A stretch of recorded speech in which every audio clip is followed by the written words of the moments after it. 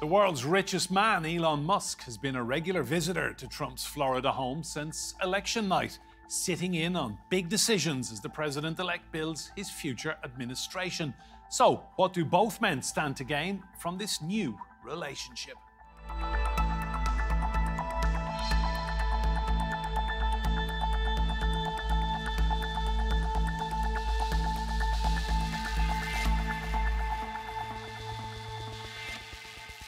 Hello and welcome to Roundtable. I'm Enda Brady. Now, when Donald Trump takes the presidential oath of office for a second time, watching on will be the world's richest man, Elon Musk. The SpaceX and Tesla founder has been an ever-present figure by Trump's side since his victory. Just what impact will this relationship have for America over the next 4 years? 3, 2, 1. As Elon Musk's SpaceX Starship soars into space, on the ground, the blooming relationship between America's newest power couple. The now politically experienced Donald Trump and ever-enthusiastic Elon Musk formed their close bond this year during the election campaign. Let me tell you, we have a new star. A star is born, Elon. But he's a character, he's a special guy, he's a super genius. We have to protect our geniuses. We don't have that many of them. And now Trump has rewarded Musk by having him head up the new Department of Government Efficiency alongside fellow entrepreneur and former Republican presidential hopeful Vivek Ramaswamy. But will their friendship last? Some think the big two personalities are destined for a clash. Take over, Elon, just take it. Musk, now the owner of X, first endorsed Trump after the assassination attempt in Butler, Pennsylvania. The billionaire quickly became one of the most outspoken figures in the Trump campaign, organising town halls and giving away millions of dollars directly to Republican voters. I'm not just MAGA, I'm dark, gothic MAGA. Musk invested at least $175 million into the Trump campaign, and the billionaire's influence on Trump's agenda is already apparent. Musk was on at least 2 phone calls Trump had with foreign leaders, Ukraine's President Zelensky and Serbia's President Vučić, and also met Iran's UN ambassador. Just what are both men now seeking to gain from this special relationship, and how long will it last? Well, let's bring in our guests. In Nashville, Tennessee, we have the former US presidential advisor, Steve Gill. In London, Mary-Ann Russon is a tech and business journalist. And I'm delighted to say here with me in the studio, Kelsey Farish. She's a media and entertainment lawyer. You're all very welcome to Roundtable. Steve, I'm going to come to you first. I mean, we've got this bromance between two billionaires, two guys who are very much used to getting their own way. What do they want from each other? Yeah, I think if you've ever heard the term Billionaires Boys Club, this one is the ultimate Billionaires Boys Club. I don't think it's what they want from their service in these two positions, president and as the head of Doge for Elon Musk. I think it's that they want to serve. They want to do something. Elon Musk has been at the very peak of just about everything he's ever tried to do. He does amazing things and has achieved a lot of wealth in the process. Donald Trump, this time, I think, coming into the White House, comes with a lot more experience than he had the first time. And I think he can help educate Elon on how the government and bureaucracy works. Trump thought he could come in like a boss in business and tell people what to do, and they would do it. He didn't understand, I think, the first time that personnel is policy and policy is personnel. You don't achieve your personnel or policy goals unless you have the right people in place. He didn't do that the first time. I think he's bringing in people this time that he wants to hit the ground running and be able to move his policy proposals ahead very quickly. He's not going to have a second term.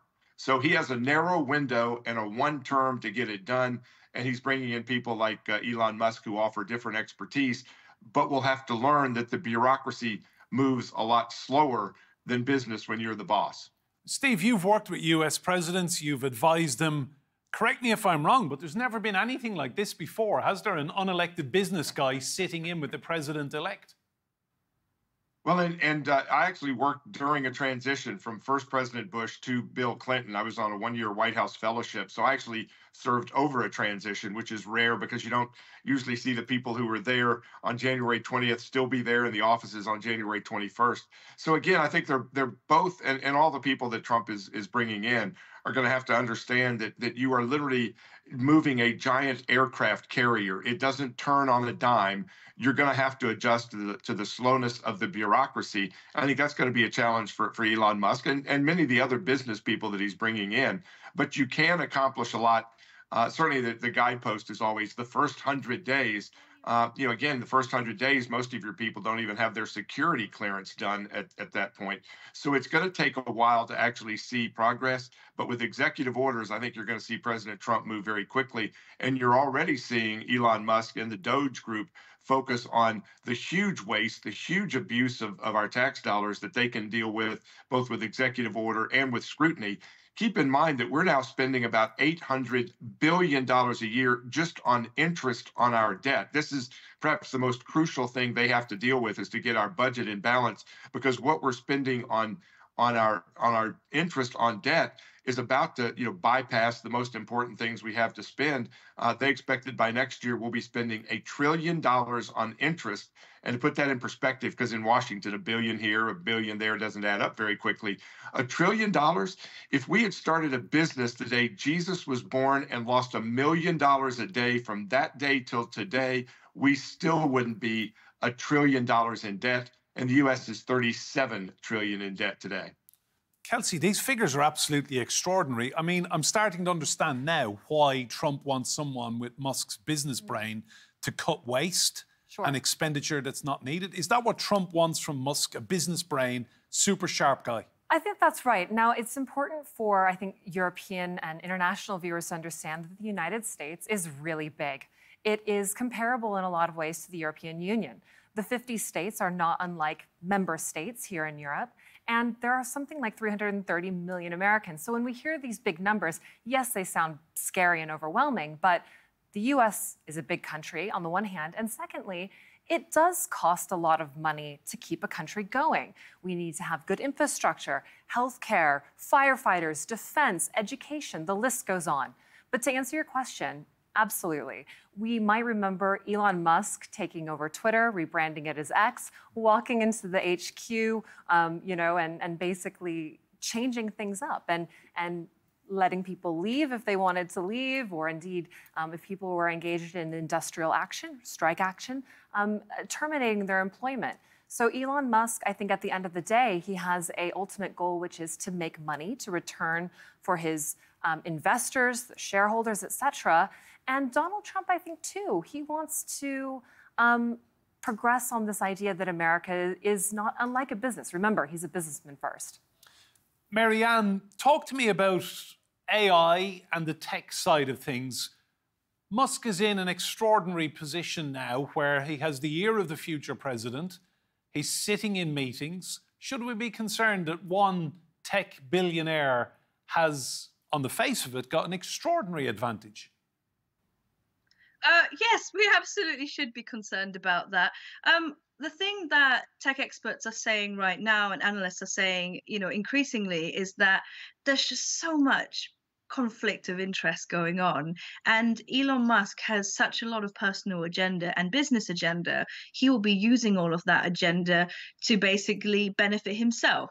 So, for instance, did you know that with his 4 companies, so Tesla, the car company, SpaceX, space company, X, and also Neuralink, he basically, has 11 different US federal agencies have got lawsuits open against his companies or are considering fines. Well, wouldn't it be very interesting if all of these things disappeared now that he is advising Trump? That sounds like a very good reason to fund Trump to get back into the White House. The other thing is that Trump, Elon Musk would very much like more people to be using his Starlink satellite internet network.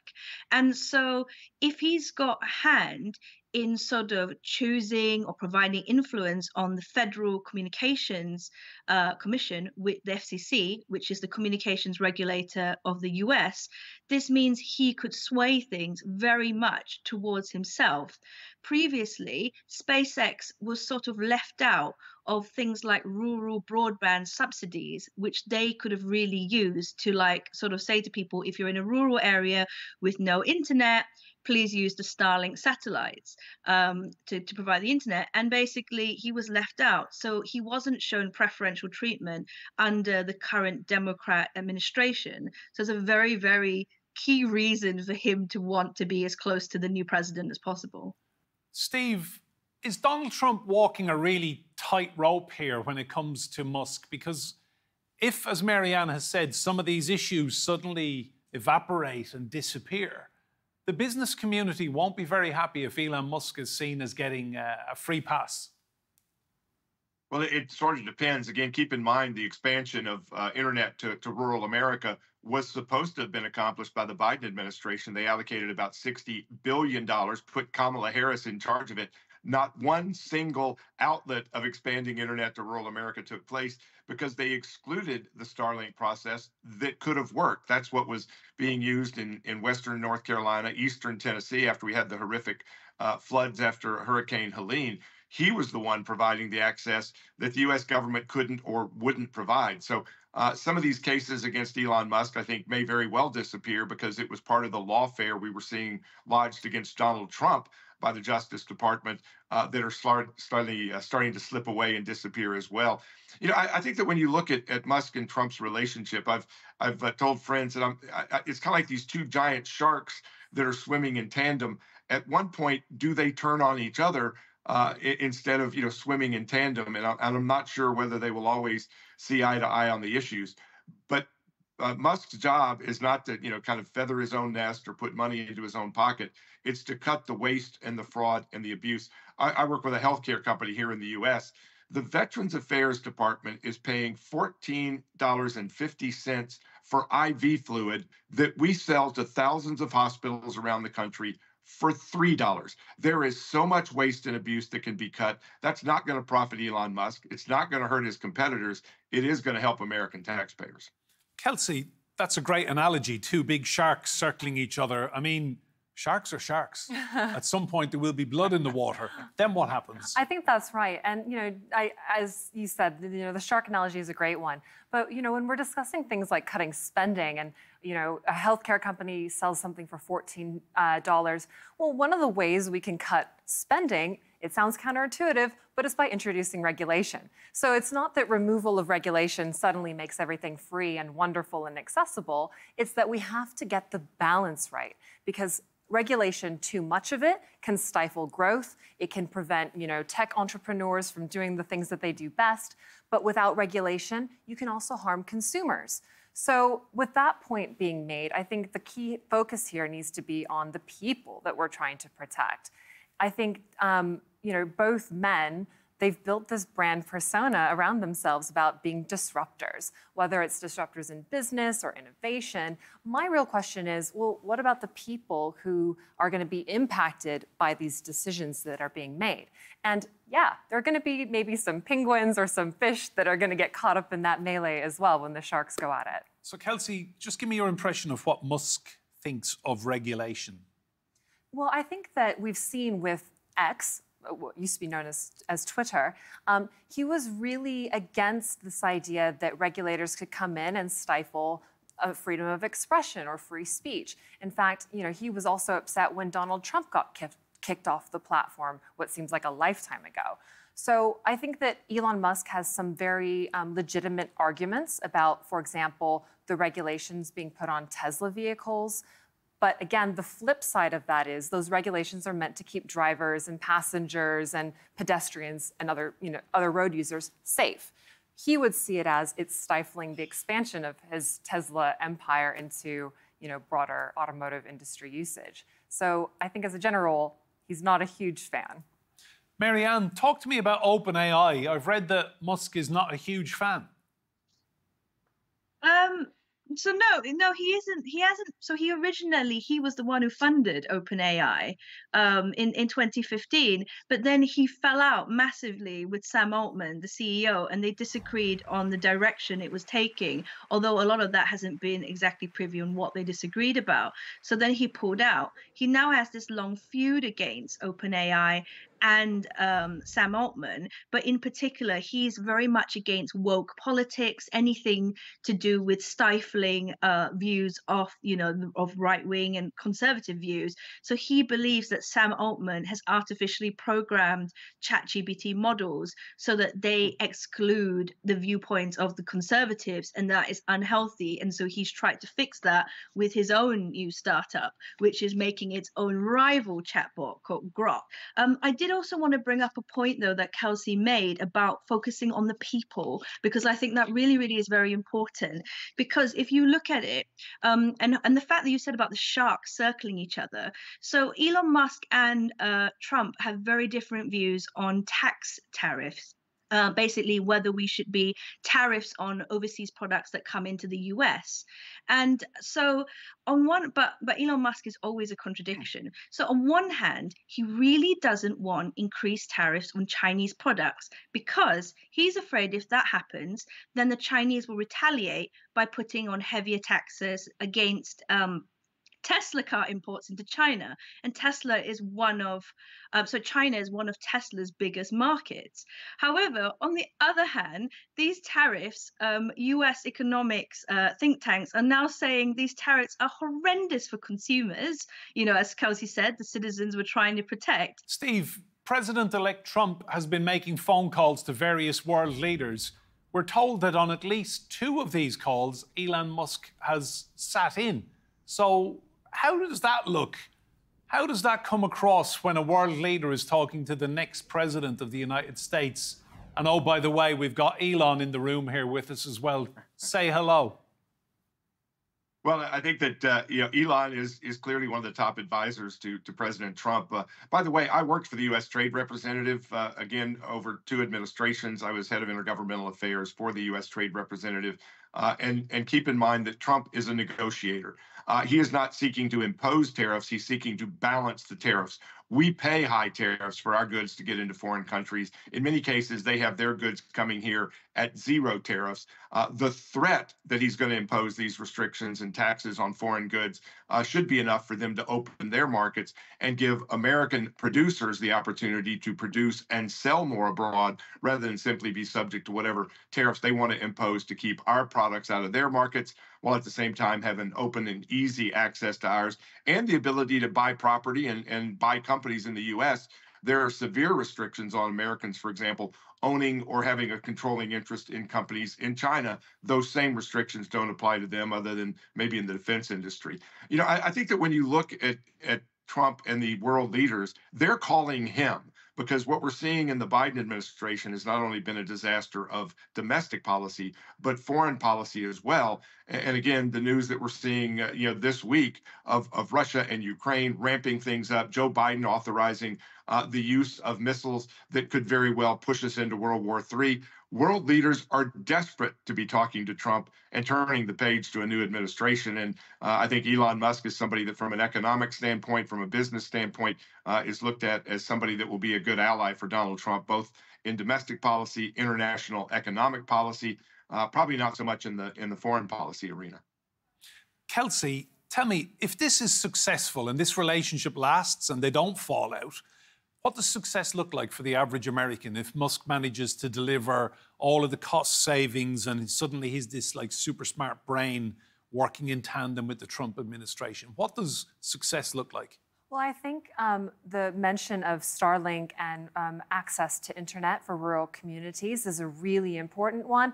And, I think, again, people sometimes when they think of America, they think of New York or San Francisco. They forget that there's a lot of America in the middle. And the infrastructure there, especially with regard to technology, isn't as built up as it is in the big cities.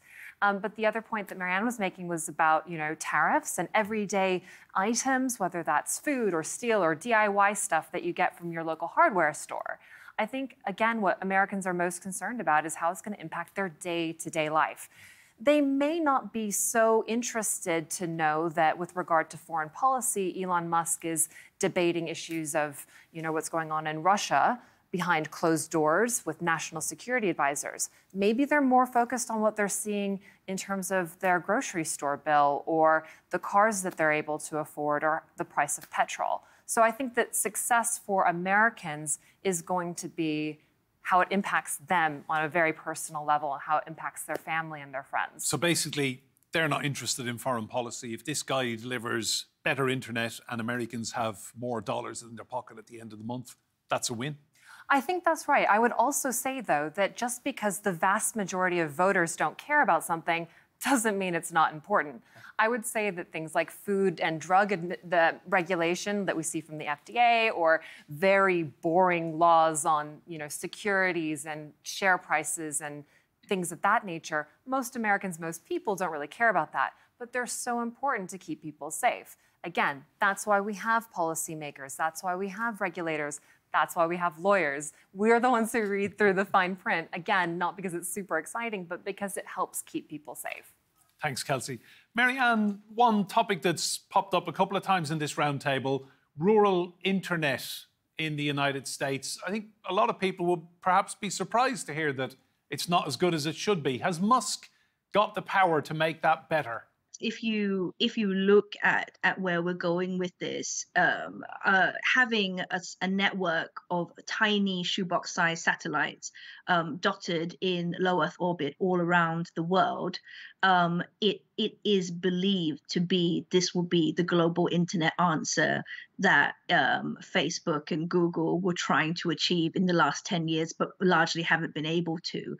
And I suppose the biggest showcase that Elon proved during, obviously, in the earlier part of the Ukraine-Russia war was that he was basically, his Starlink was the only reason in some cases that essential government agencies and the military in Ukraine had internet.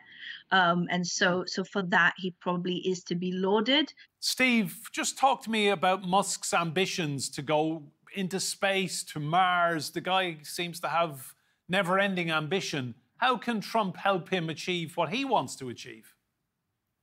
I don't think that Elon Musk will stay in this position more than about 6 to 9 months. Generally, when you have an administration come in, you have some turnover, and not just with cabinet officials, but other second, third tier people that come in, and maybe government isn't what they thought it would be. They came in with some ambitions to get some things done, but they maybe accomplished those and want to return to their real life. I think Elon Musk is probably a 6 to 9 month person in that position, possibly the same thing for Vivek Ramaswamy, who's also heading up this Doge effort. You're going to see a lot of turnover midterm, 2 years in, where you're going to see a lot of people flow out. So I don't think that this is going to be a long-term government service for Elon Musk. He's a guy who is ADD on steroids. His attention span is limited. He's going to want to come in, slash, cut, reduce the size and scope and cost of government, and then go back to what he does, which is create amazing things and move us forward in technology that most of us can't even imagine. So I don't think it's going to be a long-term process, but in the short term, I think we're going to see real results again from the ability to cut the waste and the fraud and the abuse in our government. Keep in mind, we have between 400 and 435 agencies of federal government. The fact we don't know the exact number underlines the problem. Is it 413? Is it 422? We don't even know how many agencies we have. And that's going to be the first stop of let's get rid of agencies that don't exist. And about half the federal government employees right now apparently aren't even showing up for work. They're working from home, and tens of thousands are apparently working other full-time jobs while being paid by the taxpayers. This is a target-rich environment, and I think that Elon Musk, Vivek Ramaswamy, and Trump are going to see a lot of success very quickly in paring down the waste and the fraud and the abuse and returning more bang for the buck for the taxpayers. Kelsey, everyone loves space. Do you think this relationship, if it does last 6 to 9 months, that Trump will smooth out a few of the issues facing SpaceX and Musk will head off into orbit?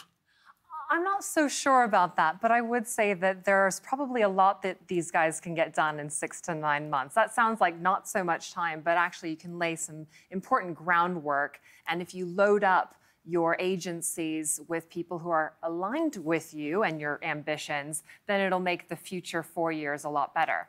I would say to that point, it's not so much the end goal as such. For me, it's really about how they're going about it.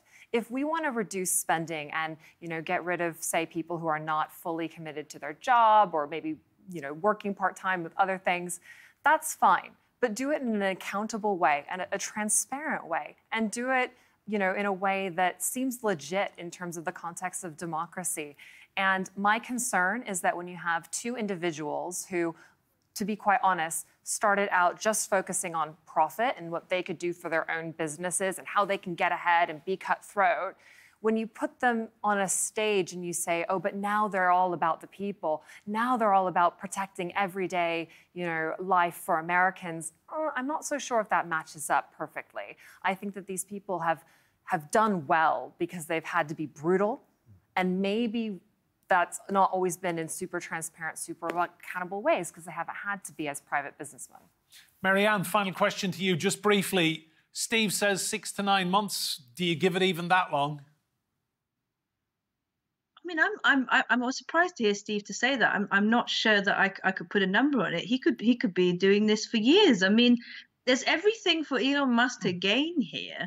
I mean, one interesting point that we didn't bring up was Joe Biden's administration last year, they put in the AI executive order. And that AI executive order basically requires all tech giants and tech startups who are building advanced AI solutions to work together and have government agency oversight. So, for example, very interesting example right now is that the US Department of Energy is overseeing the AI models being built by Google's Anthropic to make sure that the AI models don't enable people at home to build their own homemade nuclear bombs.